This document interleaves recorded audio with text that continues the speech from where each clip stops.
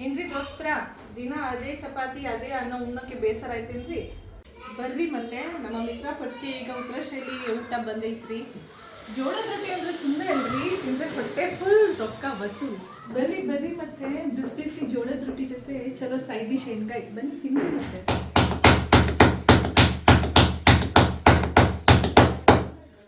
ಏನ್ರಿ ಇನ್ನೂ order book ಮಾಡಿಲ್ವಾ?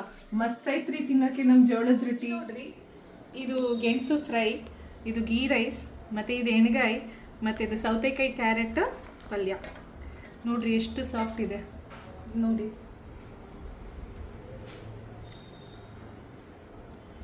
ಜಬರ್ದಸ್ತ್ ಟೇಸ್ಟ್ ರೀ. ಇವತ್ತೇ ಬುಕ್ ಮಾಡಿ ಮತ್ತೆ.